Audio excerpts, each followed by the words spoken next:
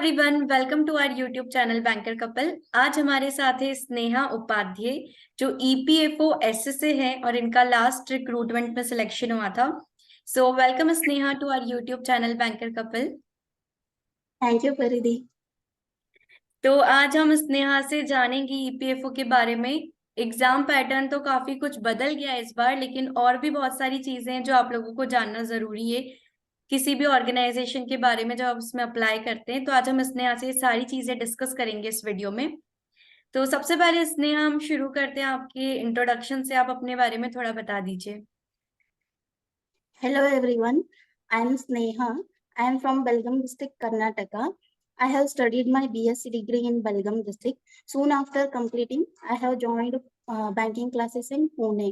So thereafter, I started preparing for banking exams, and currently I am working as a SSI in EPFO. Before joining here, I have worked as junior associate in SBI and as a UDC in ESIC. Okay, तो आपने SBI में भी काम किया है पहले? वहां पर कितने टाइम वर्क किया है स्नेहा? मैंने 1 साल काम किया है वहाँ पे SBI में। ओके, एंड ईएसआईसी में भी आपने ज्वाइन किया था? हाँ, ESI से मैंने ज्वाइन किया। वो मैंने वहाँ पे 2 मंथ्स काम किया है, 2 महीने। ओके, और एट प्रेजेंट आप ईपीएफओ में हैं, तो आपने 3 जगह ऑलरेडी काम किया हुआ है। तो ये भी हम जानेंगे बाद में कि कैसा एक्सपीरियंस रहा हर जगह का। तो अभी जैसे नोटिफिकेशन आया है ईपीएफओ एसएसए का, तो आपके टाइम पे क्या एग्जाम पैटर्न था और अभी जो पैटर्न आया है उन दोनों में क्या चेंजेस है, एक बार हम थोड़ा वो डिस्कस कर लेते हैं। तो लास्ट टाइम कैसा पैटर्न था और अभी क्या लगता है आपको कि किस तरीके से चेंज आएगा? हमारा तो नोटिफिकेशन आया था 2019 में, लेकिन ज्वाइनिंग हुआ हमारा 2021 में, थोड़ा डिले हो गया। उस टाइम क्या हुआ था, IBPS वालों ने एग्जाम कंडक्ट किया था EPFO का। तो जैसे बैंकिंग का था, प्रीलिम्स था, मेंस था, बाद में एक स्किल टेस्ट था। बैंकिंग एग्जाम में और EPFO एग्जाम में यही एक डिफरेंस था, स्किल टेस्ट का ही डिफरेंस था। बाकी जो प्रीलिम्स में और मेंस में जो भी सब्जेक्ट्स थे और जितना मार्क्स का था सभी सेम था। तो मुझे प्रिपरेशन में कोई दिक्कत नहीं हुई है, क्योंकि जो सिलेबस था वही सिलेबस यहाँ पे भी था, तो मैंने सेम स्ट्रेटजी यूज किया था। ओके, इस तो बार क्या हुआ। अभी इस बार जो पैटर्न है आपको क्या लगता है कि किस तरीके से हमें पढ़ना चाहिए उसके लिए? मुझे लगता है इस बार एक रिटर्न टेस्ट है, बाद में स्किल टेस्ट है। तो टोटल 600 मार्क्स का है और 150 क्वेश्चन है। तो ये ईच क्वेश्चन कैरीज 4 मार्क्स। तो मुझे लगता है थोड़ा अच्छे लेवल के क्वेश्चंस आएंगे, ऐसा नहीं कि बहुत ज्यादा डिफिकल्ट भी आएगा या बहुत इजी भी आएगा, ऐसा नहीं है। मॉडरेट के आ सकते हैं। और इसमें जो जनरल इंग्लिश है वो ज्यादा मतलब मेन है, क्योंकि इसमें क्या है, हाँ। 50 है और 200 मार्क्स का है। तो मुझे लगता है जो प्रिपरेशन कर रहे हैं उनको इस पे ही ज्यादा फोकस करना है। जनरल इंग्लिश विद कॉम्प्रहेंशन दिया है ना, तो आपको थोड़ा वोकैबुलरी और आपका जो रीडिंग कैपेसिटी है तो वो इम्प्रूव करना है। डेली आपको न्यूज़पेपर्स को पढ़ के आपको इम्प्रूव कर देना है। और जनरल एप्टीट्यूड लिखा है, रीजनिंग एबिलिटी नहीं लिखा हुआ है। तो वो जो सिलेबस है, मतलब जनरल एप्टीट्यूड का, वो आपको देख के पढ़ना पड़ेगा। और बाकी तो क्वांट है और जनरल अवेयरनेस है, ये तो जैसे बैंकिंग का लोग पढ़ते हैं वैसे ही प्रिपेयर कर सकते हैं। और कंप्यूटर जो है वो तो 10 क्वेश्चंस और 40 मार्क्स का है, वो तो बेसिक ही आएगा। ओके, तो ये तो हो गया इसकी बात एग्जाम की। जो स्किल टेस्ट होता है वो कुछ लोगों के लिए नया होगा, तो वो कैसा पैटर्न रहता है उसका? जस्ट हमारे टाइम पे क्या हुआ था, मेरा तो स्पीड थोड़ा स्लो है इसीलिए मैंने 1 महीने के लिए प्रैक्टिस किया है। उस टाइम कैसा था, 5000 की डिप्रेशन पर आवर था। इस बार क्या हुआ है, 10,500 की डिप्रेशन पर आवर हुआ है। मतलब थोड़ा लेवल बढ़ गया है। ओके। जैसे ही एग्जाम का रिजल्ट आ जाता है, तो तुरंत EPFO वालों का ये एडवांटेज है कि वो लोग क्या करते हैं, एक मॉक टेस्ट दे देते हैं स्किल टेस्ट के पहले। आपको मेल में आ जाता है, आपको एक लिंक दिया जाता है, तो वहां पे जाके आपको मॉक टेस्ट देना रहता है। इससे क्या होता है, आपको पता चल जाता है कि स्किल टेस्ट कैसा है। हमारे टाइम पे क्या हुआ था, हम सभी लोगों ने वो स्किल टेस्ट दिया था। उसमें क्या रहता है, 15 मिनट्स का आपको टाइम रहता है। और आपका मिनिमम क्वालिफाइंग ये रहता है कि 1250 की डिप्रेशन आपको टाइप करना है। इतना कर दिया तो आप क्वालिफाई हो सकते हैं। तो इस बार भी शायद EPFO वाले ऐसा दे सकते हैं फैसिलिटी की एक मॉक टेस्ट देने का। तो ऐसे। इसमें एक तो कॉमन डाउट है सबको कि टाइपिंग इंग्लिश में होती है या हिंदी में होती है। चूज करना रहता है, पहले ही वो ऑप्शन दे देते हैं स्किल टेस्ट स्टार्ट करने से एक मतलब जिस दिन एग्जाम रहता है उसके एक वीक पहले ही आपको वो ऑप्शन देने के लिए लिंक छोड़ते हैं। उस लिंक में आपको पहले ही चूज करना रहता है कि आप इंग्लिश में देना चाहते हो या हिंदी में देना चाहते हो। ओके, हाँ, क्योंकि ये बाकी बहुत सारे लोगों को ये डाउट आ रहा था। और हम्म। अब ये स्किल टेस्ट, तो जैसे इस एग्जाम में कोई इंटरव्यू तो नहीं होता है, तो आफ्टर दिस ये जो फाइनल मेरिट लिस्ट है ये एग्जाम से ही बनती है। हाँ, जो रिटर्न एग्जाम है उस पे ही बनती है, स्किल टेस्ट तो सिर्फ क्वालिफाइंग होता है। ओके। और जो जिस दिन स्किल टेस्ट आपका रियल स्किल टेस्ट रहता है उस दिन क्या रहता है, उस दिन भी आपको दो मॉक टेस्ट रहते हैं। जो रियल एग्जाम स्टार्ट होने से पहले भी दो मॉक टेस्ट रहते हैं। अच्छा, तो वो भी सेम आपके टाइम लिए पे। सेम टाइम पे। ओके, तो ये तो काफी अच्छा एडवांटेज है, इससे प्रैक्टिस भी हो जाएगी। तो टोटल आपको तीन मॉक मॉक टेस्ट दे सकते हैं, एक तो पहले ही देते हैं एक वीक पहले, और जिस दिन एग्जाम रहता है उस दिन भी दो मॉक टेस्ट आपको देने पड़ते हैं। ओके। हमारे लिए तो कंडक्ट हुआ था इस बार, पता नहीं शायद इस बार भी दे सकते हैं, क्योंकि ये स्किल टेस्ट कैसा कंडक्ट करते हैं वो तो दिया हुआ नहीं है नोटिफिकेशन में। ओके। ओके। तो स्नेहा, जैसे आपने ये एग्जाम क्वालिफाई किया, तो इसके अलावा आपने और कौन कौन से एग्जाम्स क्वालिफाई किए हैं। तो मैं मेरा तो पहला एग्जाम क्लियर हुआ था, वो तो आरआरबी पीओ है। बाद में मैंने एसबीआई क्लरिकल क्लियर किया। उसके बाद ईएसआईसी यूडीसी, एफसीआई का जो एजी 3 अभी नोटिफिकेशन आया है वो, फिर ईपीएफओ एसएसए, तो अभी ईपीएफओ एसएसए में ही हूँ। ओके, तो जैसे एक एग्जाम क्लियर किया उसके बाद जैसे एसबीआई क्लर्क में ज्वाइन कर लिया, तो उसके बाद फिर कैसे मैनेज किया पढ़ाई को, क्योंकि जॉब के साथ बहुत डिफिकल्ट हो जाता है, तो कैसे आप टाइम निकाल के पढ़ाई करते थे। मेरा तो एसबीआई में पोस्टिंग थोड़ा रूरल था, मतलब 1 घंटा ट्रैवल करना पड़ता था मुझे डेली स्कूटी पे।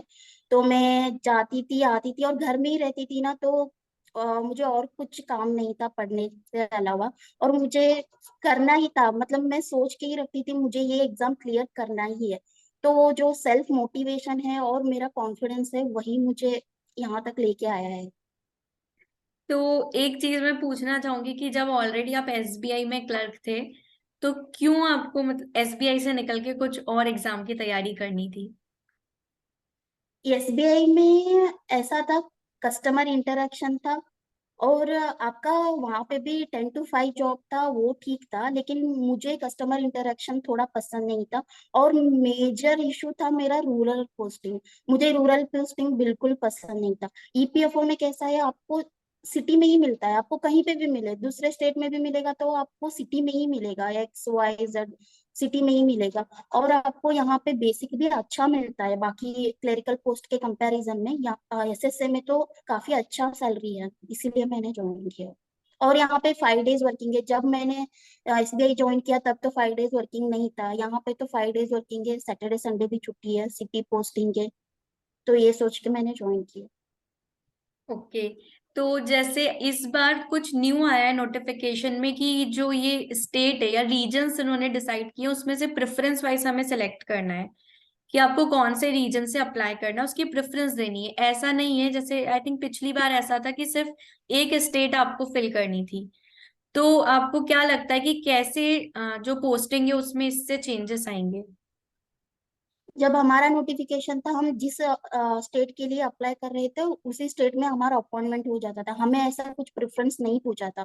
लेकिन इस बार क्या है, प्रेफरेंस पूछा गया है। मतलब मुझे लगता है आपको, आपका जो होम स्टेट है आप पहले प्रेफरेंस में रखो, बाद में 2 3 आपको जो अच्छे लगते हैं वो रखो। एक बार जब आपका अपॉइंटमेंट लेटर आ जाता है उसमें मेंशन किया हुआ रहता है कि आपको कौन सा स्टेट मिला है।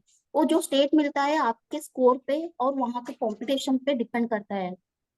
तो आपका एक बार वहां पे मिल गया तो उसी में ही आपका ट्रांसफर हो जाता है और आप उसी स्टेट में ही परमानेंट हो जाते हो। बाद में आपको दूसरे स्टेट में मिल भी सकता है, नहीं भी मिल सकता है, क्योंकि वो तो पॉलिसी चेंज होता रहता है। अभी का पॉलिसी कैसा है, आप दूसरे स्टेट में आपको मिल सकता है लेकिन आपको 7 साल तक ही मिल सकता है।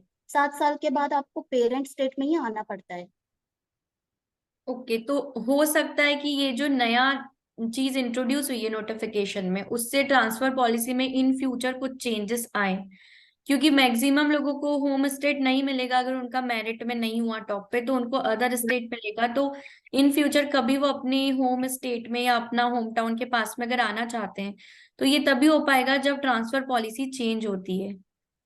हाँ, अभी भी वो ट्रांसफर पॉलिसी है, जैसे मैंने बोला वो पॉलिसी है, इंटर स्टेट ट्रांसफर पॉलिसी है। लेकिन आपको मिलेगा या नहीं मिलेगा वो डिपेंड्स अपॉन कितने लोग वहां पे जाना चाहते हैं, कितने लोग वो स्टेट प्रिफर कर रहे हैं। तो अगर आपको मिल भी जाता है तो आपको 7 साल तक ही मिलता है, बाद में आपको वापस उसी स्टेट में ही आना है जहाँ पे आपका अपॉइंटमेंट हुआ है। इसीलिए मैं सभी को बोलूंगी, जब आप अप्लाई करते हो, आपका क्लियर हो जाता है एग्जाम, फाइनल आपको अपॉइंटमेंट लेटर आता है, आप स्टेट को देख के अपने हिसाब से देख के आप एक्सेप्ट करो। हाँ, तो ये ज्यादा सही रहेगा आने वाले टाइम में, नहीं तो उन्हें अपने होम टाउन में आसपास कहीं पोस्टिंग नहीं मिल पाएगी। और इसमें जैसे ये अगर किसी की अपनी होम स्टेट में ही पोस्टिंग है तो क्या वो एक ही सिटी में रह सकते हैं लाइफ टाइम या उनका ट्रांसफर होता है? हाँ, जब मैंने ज्वाइन किया, हमारे टाइम पे तो क्या था, ट्रांसफर पॉलिसी एसएसए के लिए था ही नहीं। तो मैंने भी यही सोच के ज्वाइन किया था, सिटी पोस्टिंग है तो एक ही जगह रह सकते हैं ऐसा सोच के।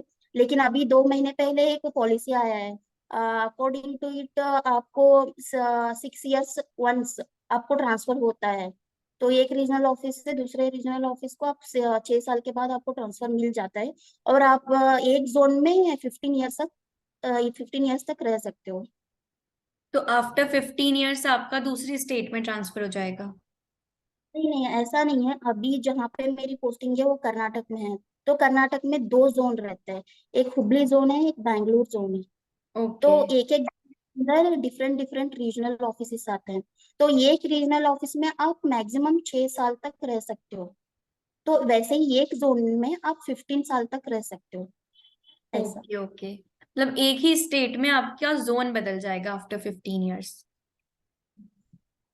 ओके, तो काफी सारे लोगों को ये भी कंफ्यूजन है कि ईपीएफओ काम क्या करता है, मतलब ये ऑर्गेनाइजेशन क्या काम करती है और एज अ एसएसए आपको वहां पर क्या काम करना रहता है? ईपीएफओ का तो मेन एम यही है कि आप मतलब हमारा ऑर्गेनाइजेशन तो अनऑर्गेनाइज्ड सेक्टर में जो काम कर रहे हैं उनको पेंशन देती है, जैसे सोशल सिक्योरिटी बेनिफिट्स देना। अभी ईएसआईसी का कैसा था, वो मेडिकल बेनिफिट्स देते हैं। ईपीएफओ पेंशन देता है आफ्टर रिटायरमेंट। गवर्नमेंट जॉब वालों को तो गवर्नमेंट से पेंशन मिलता है, लेकिन जो प्राइवेट में काम कर रहे हैं, जो डेली वेज अर्नर है, उनको पेंशन हमारी ऑर्गेनाइजेशन देता है। तो अभी एसएसए की बात करें तो एसएसए का तो मेन प्रोफाइल है कि डाटा एंट्री वर्क रहता है। जो रिकॉर्ड्स रहता है वो डेली उनको मेंटेन करना रहता है और अपडेट करना रहता है हायर ऑफिसर्स को। और ईपीएफओ में बहुत सारे डिपार्टमेंट्स है, अभी अकाउंट सेक्शन है, लीगल सेक्शन है, एडमिनिस्ट्रेशन, एनफोर्समेंट, ऐसे बहुत सारे सेक्शंस है। हर एक सेक्शन में डिपेंड वेरी करता है वो नेचर ऑफ वर्क। तो अभी मेरा अकाउंट सेक्शन है तो मुझे क्लेम प्रोसेस करना रहता है विद इन स्टिपुलेटेड टाइम। तो वो डिपेंड करता है, लेकिन मेन वर्क यही है कि आपको डाटा एंट्री वर्क ही करना रहता है। ओके, तो ये जो काम है काफी मोनोटोनस रहता होगा, मतलब जो आप डेली आपको सेम ही काम करना रहता होगा। ओके, तो अगर हम इसकी प्रमोशन पॉलिसी की बात करें तो इसकी प्रमोशन पॉलिसी कैसी रहती है? अभी आप बैंकिंग के कंपैरिजन में करें तो यहाँ पे प्रमोशन पॉलिसी थोड़ा स्लो ही है। क्योंकि बैंकिंग में कैसा होता था, जेआईबी सीआईबी क्लियर करेंगे तो 3-4 साल में आप पीओ बन सकते थे। लेकिन यहाँ पे वैसा कुछ भी नहीं है, depends upon vacancies, department confirm करता है। ऐसा नहीं है कि हर साल बुलाता है, ऐसा बिल्कुल भी नहीं है। जब भी बुलाता है आपको एग्जाम देना है, क्लियर हुआ तो आपको प्रमोशन मिल जाएगा। कंपैरेटिवली तो स्लो ही है यहाँ पे। तो प्रमोशन हायरार्की कैसी रहती है, मतलब एसएसए के बाद अगर आप प्रमोट होते हैं तो नेक्स्ट किस पोस्ट पे प्रमोट होते हैं? अभी एसएसए है तो नेक्स्ट प्रमोशन का पोस्ट है सेक्शन सुपरवाइजर है। सेक्शन सुपरवाइजर के ऊपर अकाउंट्स ऑफिसर रहता है। तो अकाउंट्स ऑफिसर के ऊपर असिस्टेंट पीएफ कमिश्नर, ये एक प्रमोशन हायरार्की है। लेकिन क्या होता है, यूपीएससी वाले आ जाते हैं बीच में, अकाउंट्स ऑफिसर और असिस्टेंट पीएफ कमिश्नर हाँ। का नोटिफिकेशन यूपीएससी से आ जाता है, तो वहां पे भी लोग आ जाते हैं, तो थोड़ा प्रमोशन डिले हो जाता है नीचे से ऊपर जाने के लिए। ओके, और वर्क प्रेशर या वर्कलोड की बात करें तो काम का वहां पर लोड ज्यादा रहता है या कम रहता है? ऐसा नहीं है कि काम नहीं है, काम तो है। लेकिन बैंकिंग में कैसा रहता था, कस्टमर इंटरेक्शन बहुत रहता है। तो आप कस्टमर को भी मतलब शांत करना पड़ता है, लेकिन यहाँ पे कस्टमर इंटरेक्शन बिल्कुल भी नहीं है। लेकिन जो डे टू डे वर्क है आपको करना ही पड़ता है। अगर आप वर्किंग आवर्स को अच्छे से यूटिलाइज करते हो ना, तो आप पर्सनल लाइफ प्रोफेशनल लाइफ दोनों मैनेज कर सकते हो।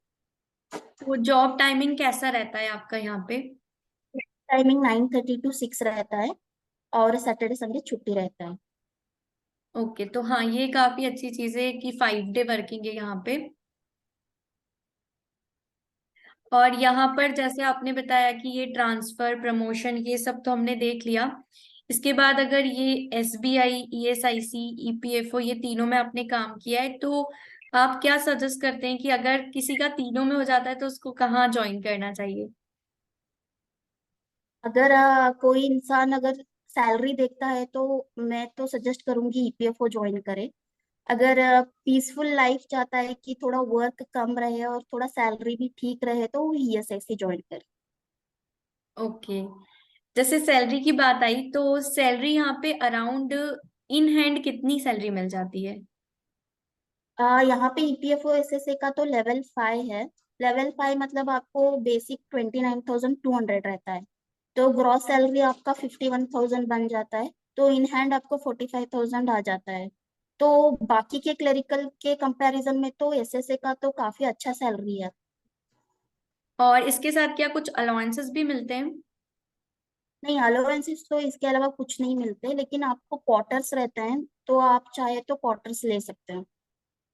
ओके, और जैसे अगर किसी की अपने होम टाउन में ही पोस्टिंग आ गई तो फिर उन्हें हम्म। क्वार्टर्स तो नहीं लेने होंगे, तो फिर क्या उन्हें एचआरए मिलता है? हाँ, उनको एचआरए मिलता है। जो क्वार्टर्स लेते हैं उनको एचआरए नहीं मिलता।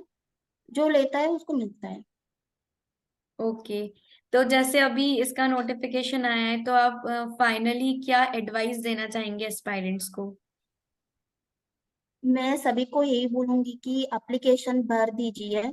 क्योंकि अभी कुछ लोग सोचते हैं कि पैटर्न बदल गया है, आईबीपीएस नहीं कंडक्ट कर रहा है, तो कैसे हो सकता है, ये सोच के पीछे मत जाइए। क्योंकि जो पैटर्न बदल गया है, जो भी इजी लेवल आएगा या डिफिकल्ट लेवल आएगा, सभी को तो सेम ही रहेगा, क्योंकि कंपटीशन सभी के लिए सेम ही होगा। तो इसीलिए आप एप्लीकेशन भर दीजिए। जब आपका क्लियर होगा, अपॉइंटमेंट लेटर आएगा आपके पास, तब आप सोचिए कि आपको जाना चाहिए या नहीं जाना चाहिए। तो सभी के लिए ऑल दी बेस्ट मेरी तरफ से। So thank you so much Sneha, आप हमारी चैनल पे आए, अपने अपना सब कुछ जो गाइडेंस है वो दिया एस्पायरेंट्स को, इसके लिए thank you so much. Thank you.